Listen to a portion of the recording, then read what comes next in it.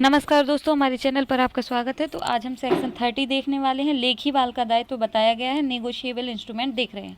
ठीक है, 30 देख रहे हैं कि लेखीवाल का जो दायित्व होगा वो क्या दायित्व होगा। तो इसमें बताया गया है कि विनिमय पत्र या चेक का, ठीक है, विनिमय पत्र या चेक पर ही लेखीवाल होता है। पहली बात तो हमें ये याद रखना है। दूसरी बात है कि लेखीवाल उसकी ऊपर वाली या प्रतिगृहीता द्वारा उसके अनादृत किए जाने या उसके धारक को प्रतिकर देने के लिए आबद्ध है, परंतु यह तब जबकि लेखीवाल को अनादर की सूचना सम्यक या तस्मिन पश्चात उपबंधित रूप में दे दी गई हो या प्राप्त हो गई हो। इसको हम एक एग्जाम्पल से समझेंगे तो बहुत अच्छे से समझ में आ जाएगा। इसमें ये बात बताई गई है, ए कोई व्यक्ति है, ठीक है, ए ने बी से पैसे लिए थे, ठीक है। अब क्या करता है, जो बी है वो अपना क्या करता है, विनिमय पत्र किसको देता है, चेक है जैसे, ठीक है। ए ने बी से पैसे लिए थे, अब बी को एक चेक दे देता है कि तुम जाकर क्या करो, बैंक से इतना अमाउंट जितना मैंने तुमसे लिया था, तो 1000, चलो 1000 लिया था, ठीक है। 1000 रुपये किसने लिए थे, ए ने लिए थे, बी से लिए थे, ठीक है। अब बी से लिए थे तो यहाँ पर क्या होगा, अब ए को चुकाने हैं तो ए चुकाने के लिए क्या करता है, एक चेक दे देता है बी को कि जाओ तुम बैंक से ये 1000 रुपये ले लेना, ठीक है। अब बैंक में जाता है बी, बैंक में जाता है तो वहाँ जो प्रतिगृहीता है, मतलब जो एक्सेप्टर हैं, जो वो पैसे देंगे, ठीक है, लेखीवाल है जो प्रतिगृहीता है, वो क्या करता है कि वह उसको क्या कर देता है, अनादृत कर देता है, मतलब जो चेक है उसको ख़राब कर देता है कि तुम्हें इससे पैसे नहीं मिलेंगे, ठीक है। ए ने पैसे लिए थे किससे, बी से, 1000 रुपये लिए थे। अब बी जाता है बैंक में कि मुझे इस चेक के बदले 1000 रुपये दिया जाए, परंतु जो बैंक वाला है वो पैसा नहीं देता है। अब पैसा नहीं देता है और जो वो चेक है वो बाउंस हो चुका है, ठीक है। अब चेक बाउंस हो चुका है, ये सूचना बी क्या करता है, ए को दे देता है कि तुमने जो मुझे, अब वो बाउंस ए की वजह से हुआ है, ए की गलती की वजह से हुआ है, ठीक है। अब यहाँ पर क्या हुआ है कि चेक बाउंस हो गया है, तो बी क्या करेगा, ए को सूचना दे देगा कि तुमने मुझे जो चेक दिया था वो चेक खराब हो गया है, बाउंस हो गया है, उससे मुझे पैसा प्राप्त नहीं हुआ है, तो तुम मुझे अलग से पैसा दे दो, ठीक है। अब ए से कहता है, ए सूचना प्राप्त होने के बाद भी क्या करता है कि उसका पैसा नहीं चुकाता। अब बी को पैसा ना मिलने की वजह से उसको किसी प्रकार की क्षति हो जाती है, बी को पैसा ना मिलने की वजह से उसको किसी प्रकार की क्षति हो जाती है। तो यदि कोई क्षति हुई है, ठीक है, तो उस क्षति के लिए प्रतिकर कौन देगा, ए देगा, क्योंकि ए को ही पैसा देने थे। ए की गलती की वजह से क्या हुआ था, ए की गलती की वजह से जो चेक है वो बाउंस हो गया था, वो ख़राब हो गया था, जिस वजह से बी को पैसे नहीं मिल पाए। बी इसकी सूचना भी दे देता है ए को, सूचना देने के बाद भी ये पैसा नहीं देता है, तो क्या होगा, तो अगर इससे जो बी है, बी को कोई नुकसान हो जाता है तो उसके लिए कौन लाइबल है, उसके लिए ए लाइबल है, और ए क्या करेगा, प्रतिकर देगा, कंपनसेशन देगा, ठीक है। फिर से हम देखते हैं, एक और एग्जांपल देखते हैं, इसी को फिर से देखते हैं।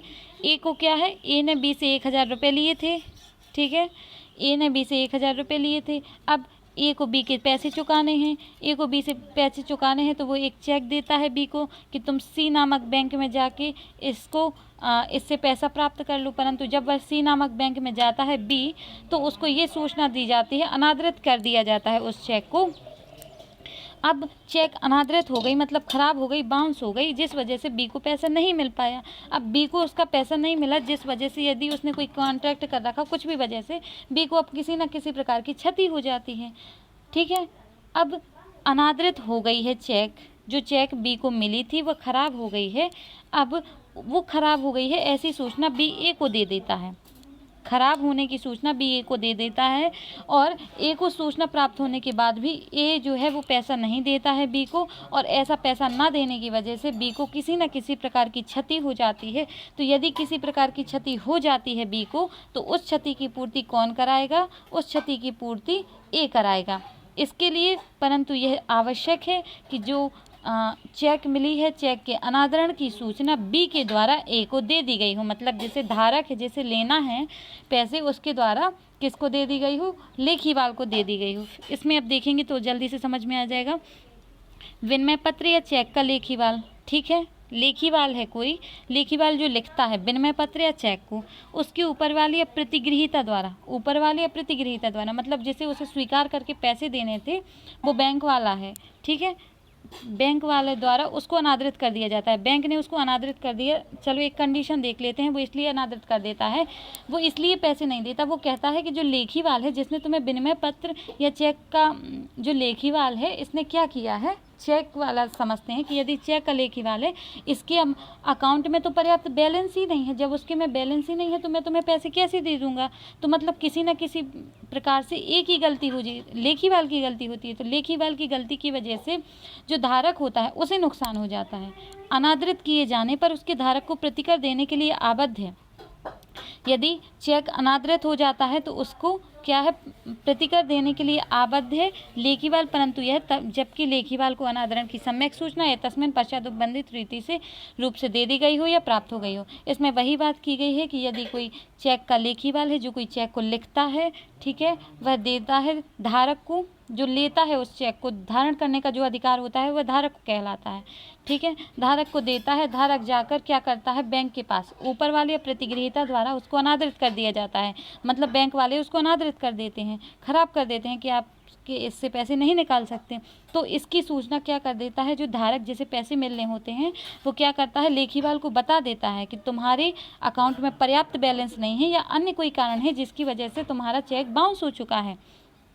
सूचना देने के बाद भी लेखीवाल उसको पैसे नहीं देता है, जिस वजह से धारक को कोई नुकसानी हो जाती है और धारक को ही नुकसानी के लिए लेखीवाल जिम्मेदार होगा और लेखीवाल को यहाँ पर प्रतिकर देने के लिए आबद्ध है। आई होप आपको समझ में आया होगा। आज के लिए सिर्फ इतना ही, मिलते हैं अगले वीडियो में। Thank you, bye bye.